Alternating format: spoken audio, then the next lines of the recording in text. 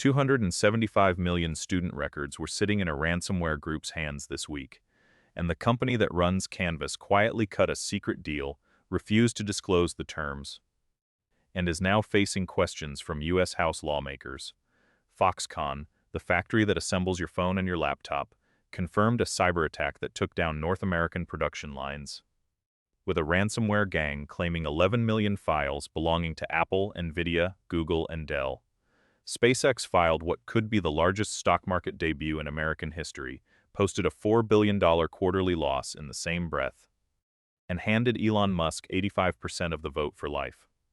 Intuit cut 3,000 jobs and called it a restructuring.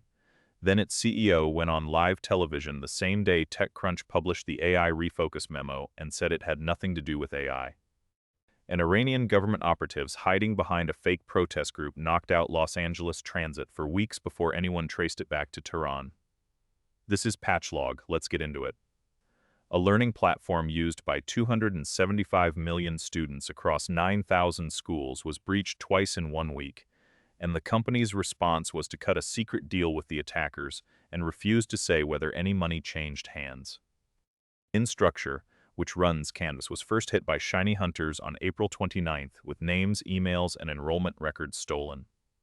The same group came back 4 days later and defaced school login pages just to prove they still had access, and Instructure settled with them in private rather than going to law enforcement. College finals were delayed at universities across the country while the platform was down. And U.S. House lawmakers are now demanding answers about how a company trusted with children's academic records handled a double breach entirely in the dark. Instructure told investigators there was no evidence passwords or financial data were stolen, but the secret settlement arrangement, where a company holding children's school records paid off criminals and then refused to explain the terms, is the precedent that should worry every educator and parent in the country. Should a company trusted with your kids' academic records be allowed to negotiate with hackers privately and keep the bill secret?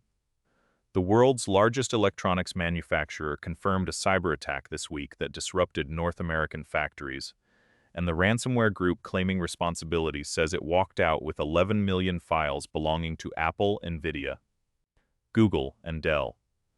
Foxconn acknowledged the breach and said operations are now resuming, but a gang called Nitrogen is threatening to publish the stolen haul on a dark web leak site unless the company pays.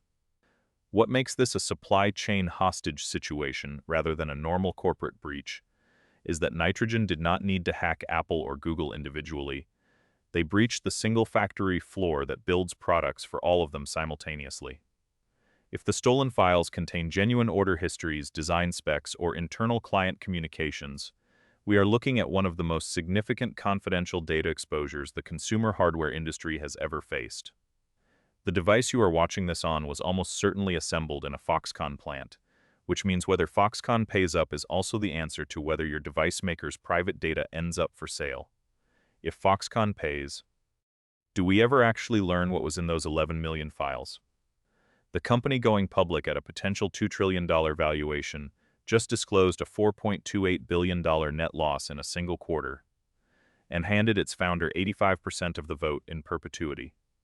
SpaceX filed its S-1 with the SEC on May 20th, listing on the NASDAQ under the ticker SPCX in what would be the largest stock market debut in American history. The supervoting share structure gives Musk simultaneous control as CEO C2O and chairman of the board, meaning the public offering where investors get to participate is also the one where they have essentially zero say in what happens next. Starlink is the headline revenue driver, but buried in the filing is a $1.25 billion monthly compute contract with Anthropic, which means SpaceX's future public shareholders will be quietly funding the AI compute arms race as a line item, whether they chose that or not. The risk section reads like a corporate anxiety novel. Musk's indispensable role is listed as a formal risk factor, alongside U.S. government contract dependence, export controls, and the requirement that Starship must work flawlessly for the whole financial model to hold together. What SpaceX is actually selling is not a space company, it is a $1 trillion loyalty oath to the idea that one person is irreplaceable. And the market now gets to price that premise at $2 trillion.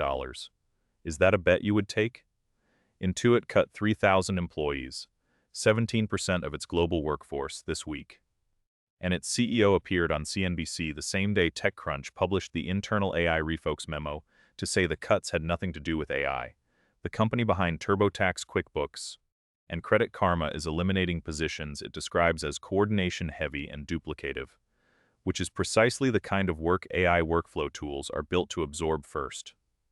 CEO Sasan Goodarzi delivered the specific phrase, "None of it had to do with AI," on live television, with a completely straight face, while the refocus announcement sat on the company's own newsroom. This is the AI not AI layoff in its purest form. Rebuild the org chart around AI-powered tooling, deliver the resulting savings as headcount reduction, and publicly deny the causal chain. 3,000 people are losing their jobs as the next version of Intuit software does more of what they used to do. At what point do we stop accepting that disclaimer? The subway and bus tracking system for the second-largest city in America was knocked offline for weeks by a cyber attack in March, and this week, security researchers confirmed the group responsible works directly for Iran's Ministry of Intelligence and State Security. A group calling itself a hacktivist collective claimed responsibility, framing the breach as retaliation for a U.S. airstrike that killed over 175 people in an Iranian city. But Israeli cybersecurity firm Gambit Security says the group is not a real hacktivist collective at all. It is a fake protest front operated directly by Iran's Ministry of Intelligence, the same Iranian intelligence agency behind previous attacks on U.S. banking, medical, and infrastructure targets, meaning the grassroots framing was cover for a state-sponsored operation against American public infrastructure. The breach disrupted real-time transit tracking and scheduling for millions of LA commuters for weeks. And the attribution to a foreign government did not come publicly until nearly 2 months after the attack. This is the gray zone infrastructure strike in its textbook form, damaging enough to deliver a geopolitical message, deniable enough to avoid a formal military response, and timed so the attribution arrives long after the window for retaliation has closed. Researchers say the malware tooling, domain infrastructure, and operational signatures all match prior Iranian intelligence campaigns documented by U.S. intelligence agencies. That means this was not opportunistic. It was planned, targeted, and deliberately tied to a specific U.S. military action.